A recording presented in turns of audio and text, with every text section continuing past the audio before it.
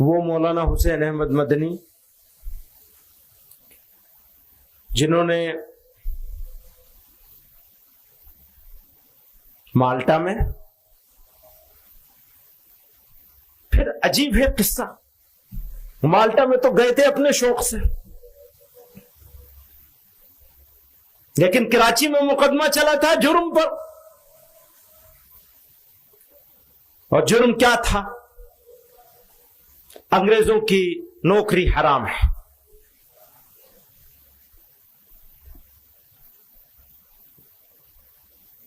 جس کے اوپر مولانا محمد علی جوہر نے وہ جملے کہے تھے، تاریخی جملے ہیں، میں ان کو دہرا کر آپ حضرات کے وقت کو دوسری طرف نہیں لے جانا چاہتا، جلد از جلد اپنی بات کو پورا کر لینا چاہتا ہوں۔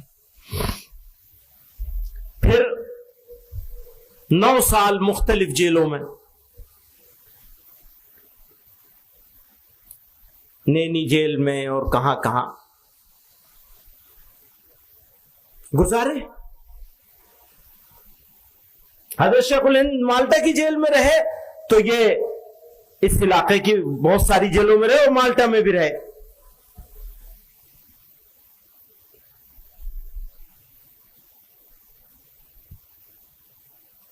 وہ قصہ بھی ہے کہ حضرت شیخ الہند رحمۃ اللہ علیہ کا پیر دبانے کے لیے پہنچے، حضرت نے اپنا پیر سمیٹ لیا، کہا کیوں نہیں کہ تم سید ہو؟ تو کہا آپ تو مولانا حسین احمد مدنی سے بھی پیر دبوا لیتے ہیں، وہ بھی تو سید ہے۔ تو حضرت شیخ الہند رحمۃ اللہ علیہ نے بہت ٹھنڈی آہ بھری اور فرمایا ان کا مقابلہ کہاں کہاں کرو گے تم، ان کی بات ہی مت کرو، یعنی کہ ان کی بات ہی مت، یہ جملہ اتنا ہی تھا۔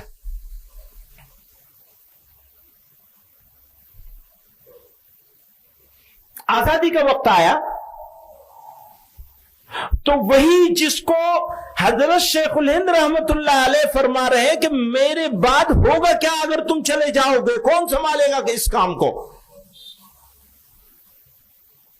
وہی شخصیت۔ میں پچھلے دنوں سن رہا تھا کہ ایک بڑے عالم صاحب ہیں، وہ فرما رہے تھے، 2-3 سال پرانی بات ہے،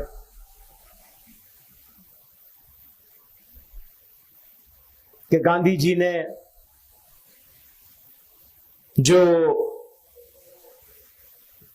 اہنسا کی، عدم تشدد کی جو تحریک چلائی تھی، وہ نامناسب تھی اور اس کی کوئی ضرورت نہیں تھی اور وہ غلطی تھی، اور فلاں فلاں فلاں بہت لمبی چوڑی بات تھی۔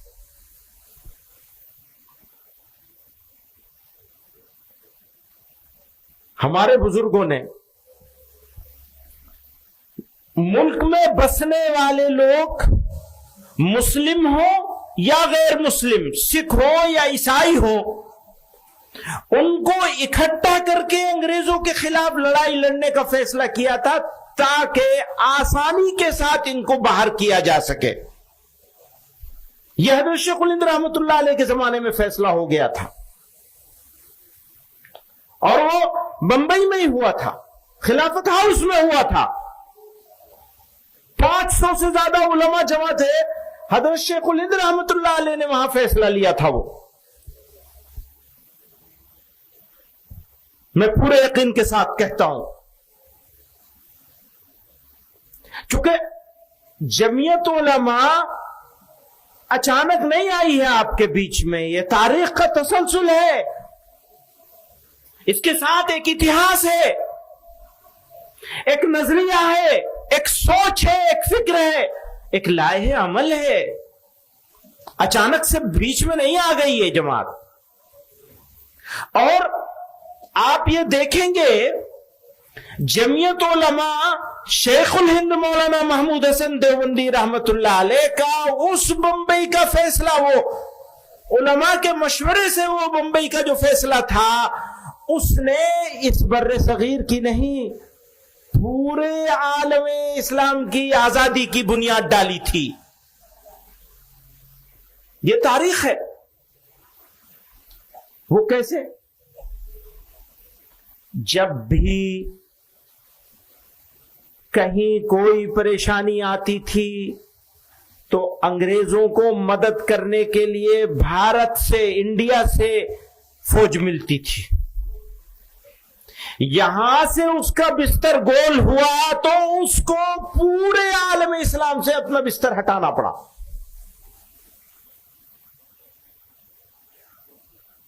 آپ سمجھ رہے ہیں؟ یہ ذرا باریک سی بات ہے، لیکن تاریخ کا مطالعہ کریں گے تو آپ کو پتہ چلے گا، نہیں کریں گے تو پتہ نہیں چلے گا. ملک آزاد ہونے لگا تو لوگوں نے کہا، دوستوں نے کہا جی ہم تو الگ ملک لیں گے.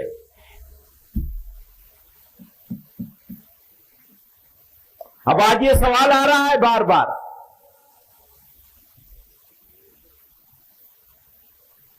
بار بار یہ سوال آ رہا ہے، ہمارے نوجوان علماء کے ذہن میں بھی آ رہا ہے.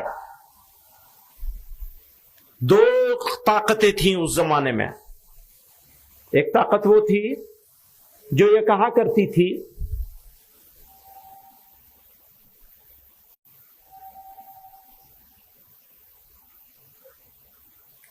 سب ساتھ رہیں گے، ساتھ مل کے لڑے ہیں، ساتھ مل کے آزادی لیں گے اور ساتھ مل کر کے رہیں گے.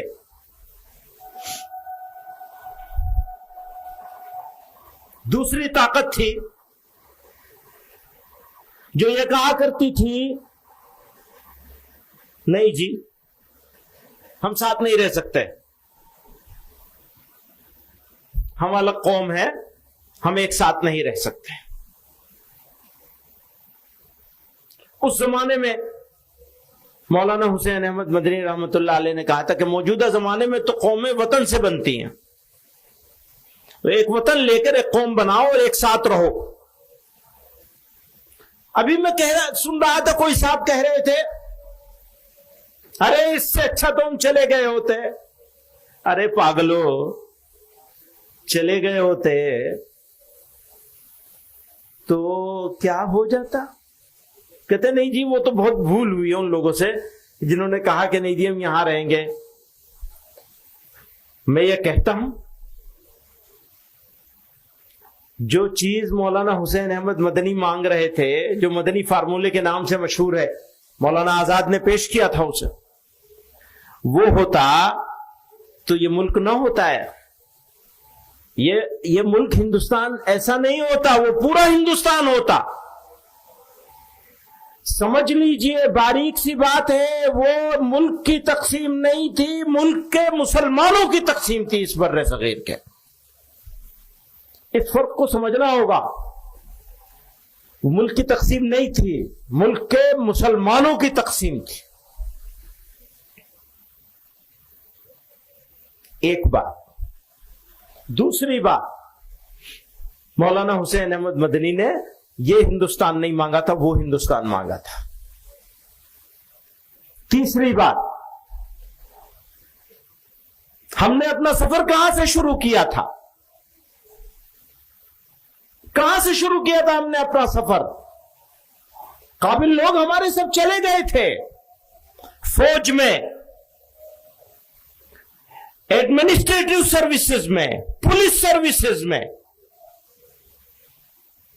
ڈیفنس سروسز میں، بزنس میں، مینوفیکچرنگ میں، کارخانے دار، زمیندار. مسلمانوں کا جتنا کریمی لیئر ہے، اونچے درجے کا طبقہ ہے، وہ چلا گیا تھا اس ملک سے. جو جا سکتا تھا آسانی سے وہ چلا گیا تھا. رہ کون گئے تھے؟ جن کا جانا امپریکٹیکل تھا. تیلگو بول کے کھٹا کھانے والا مسلمان کیسے پریکٹیکلی پاسبل تھا کہ وہ تبادلے آبادی کر لے؟ تبادلے آبادی کا جو پروجیکٹ تھا وہ فلوپ پروجیکٹ تھا، بغیر سوچے سمجھے ڈیزائن کیا گیا تھا. وہ کریٹ کیا گیا ملک، اس کی وجہ سے انڈین مسلمز کو پرابلم جھیلنی پڑ رہی ہے. ہندوستان کے مسلمانوں کی پرابلمز کے لیے جتنے ذمہ دار اس ملک کے فرقہ پرست ہیں، اتنے ہی ذمہ دار اس زمین کو بنانے کی کوشش کرنے والے لوگ ہیں. میرے اکابر نہیں ہیں، میری جماعت نہیں ہے. ہماری جماعت نے جو آئیڈیا پیش کیا تھا اس میں بحث کر لیجئے، کوئی بحث کر لے آ کر کتنا قابل آدمی ہو. میں یہاں سے چیلنج کرنا چاہتا ہوں، دیوبند کی اس سرزمین سے میں چیلنج کرنا چاہتا ہوں، آ جاؤ یہاں کھلا اسی میدان میں یا جس میدان میں تم کہو وہاں کریں گے بحث. مولانا حسین احمد مدنی نے حضرت شیخ الہند رحمت اللہ علیہ کے شاگرد رشید، ان کے جانشین مولانا حسین احمد مدنی نے، مولانا کفایت اللہ رحمت اللہ علیہ نے، مولانا مجاہد ملت مولانا حفظ الرحمان نے، اگر جو مانگا تھا، جو چاہا تھا، جو منوانا چاہتے تھے، اگر وہ مسلمانوں کے قابل لوگوں نے، بڑے لوگوں نے مان لیا ہوتا تو یہ ملک دوسرا ہوتا. بزرگوں اور دوستوں،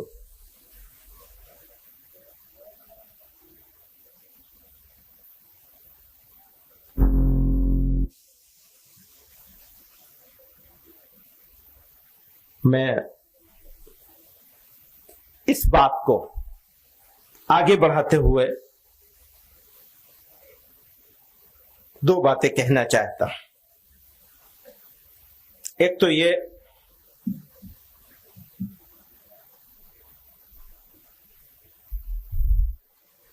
میرا بچپن تھا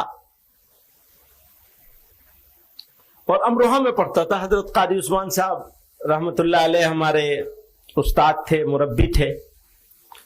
تو ہماری پھوپھی کے ہاں رہتا تھا میں اور پڑھتا تھا، حفظ کر رہا تھا. اور حفظ کے زمانے میں انہوں نے مجھے پرائمری اسکولنگ بھی کروائی تھی، مجھے بھی اور مفتی سلمان صاحب کو بھی اور بھائی ازہد، ہم تینوں لوگ ہوا کرتے تھے.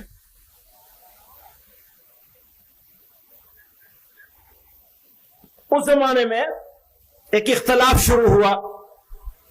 میں اس اختلاف کی تفصیل میں نہیں جائے بغیر یہ بتانا چاہتا ہوں کہ جب ہم ان کے گھر سے جامع مسجد امروہہ جایا کرتے تھے تو راستے میں ایک چائے کی دکان ہوتی تھی،